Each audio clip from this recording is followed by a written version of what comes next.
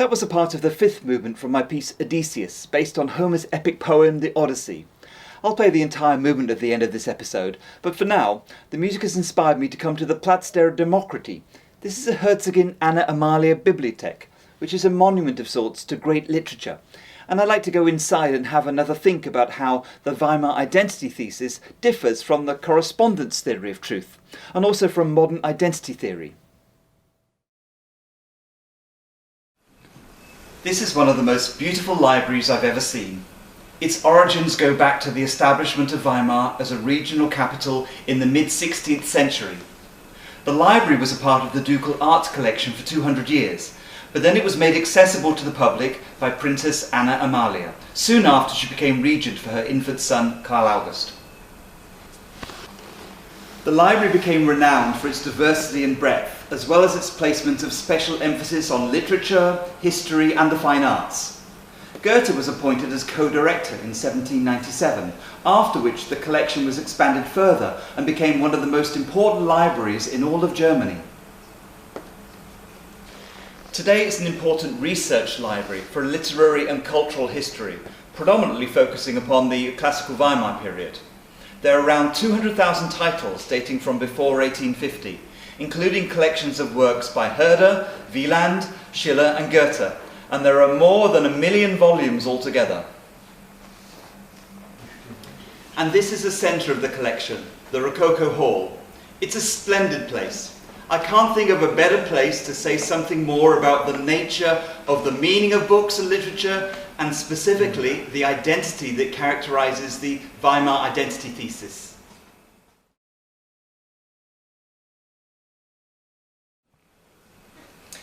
If I were to pull down any one of these volumes pertaining to the park immediately outside and look at a drawing of the physical characteristics of the park, and if I were to say that a particular set of contour lines, shown as running parallel and close together, represent a steep cliff, then I would be asserting a correspondence between two things. Firstly, that there is the cliff's contours, and secondly, that there is a map which is a representation of the cliff's contours. The physical world includes a cliff of fire-born rock, probably comprised of silicon, calcium and oxygen, and the mental world includes a cognitive version of the shape of that fire-born cliff, represented by the map.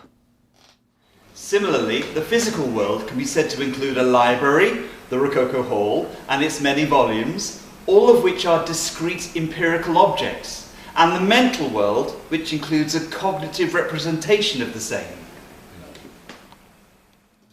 If it can be said in both cases that there is one entity that corresponds to another, it can also be said that the one is analogous to the other. The relationship between cliff and map, and between books and content, can be used to illustrate both the Correspondence Theory of Truth and the Weimar Identity Thesis. It seems as if they have a lot in common. However, there are substantial differences between the two, in particular as regards intent. The Weimar Identity Thesis isn't interested in justifications of truth, and also in terms of causal hierarchies and ontological commitment. Correspondence theory does not propose an equivalent relationship in the same way that the Weimar thesis does. If Schelling and Goethe and Hegel had argued for synonymy, whereby entity A is analogous to entity B, and entity B is analogous to entity A, in contrast, correspondence theory posits a one-way causal link. Entity A points to entity B, but not necessarily the other way round. If on the one hand the map and the cliff are equivalent, then on the other hand, while the map represents the cliff doesn't represent the map. The writing in a particular book represents certain ideas, but the ideas do not represent the writing in the book. Furthermore, correspondence theory says the map is considered valid by way of commitment to the existence of an actual state of affairs in the world, the igneous rock. If the cliff wasn't there, the map would be invalid. Correspondence theory, extended to mind and nature, posits a similar relationship.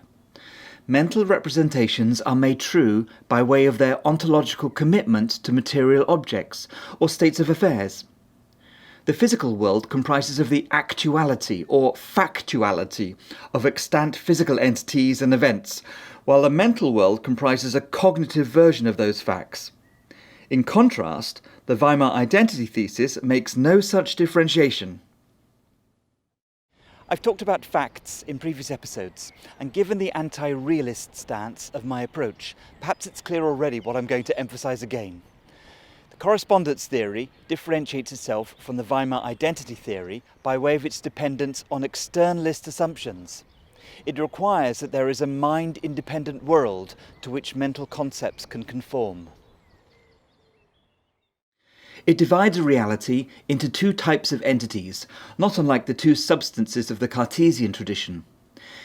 There's a physical reality and its states of affairs, and there's the mind perceiving that physical reality. However, it's a tradition that ignores, or so the Weimar classical era idealists would have said, that the notion of a physical reality is just as much a mental concept as a representation of that reality. German idealism rejected the notion of a mind-independent reality being represented by a mind-dependent entity. It argued that, if anything, both are equally mind-dependent. Schelling and Hegel were more compromising on this notion than their Kantian heritage, but still the notion of a steep cliff was to be considered just as much a concept as the contour lines in the map drawn to represent it. The notions of a library and of the whole world are mental ideals and not necessarily mind-independent objects. Correspondence theory refutes this notion entirely. It insists upon the existence of a mind-independent state of affairs as a justifying authority for everything. The fact that there are no elephants in the Anna Amalia Library, and that there are no saber-toothed tigers in the Ilm Park, and that there are no flying pigs to be found anywhere at all in Thuringia, not to my knowledge, cannot be said to correspond to real-life objects. Yet they're substantiated by their correspondence to the actual state of affairs, whereby there are no elephants in the Anna Amalia Library, and no saber-toothed tigers in this park, etc. Similarly, the fact that I would have been holding an umbrella if it was raining right now, which it might have been given the weather forecast yesterday, while not corresponding directly to any actual situation in the world, given I'm not holding an umbrella, is substantiated by the actual state of affairs, whereby counterfactually I would have been holding an umbrella if it was raining right now. The Weimar Identity Thesis makes no such ontological commitment to mind-independent entities or to any kind of states of affairs, factual or counterfactual. Its efficacy is restricted to defining the equivalence between two entities without making any commitment to what those entities are. The realist position cannot accept this kind of ambiguity.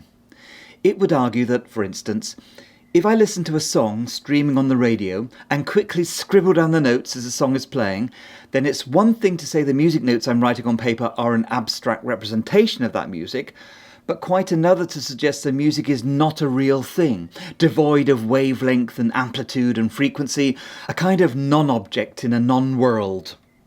The notes I write correspond to the music that exists as a wave of vibrating air molecules emanating from my speakers in the real world. The argument has returned to the need for justification by way of correspondence, whereby one entity is confirmed as legitimate by way of the existence of a foundational other.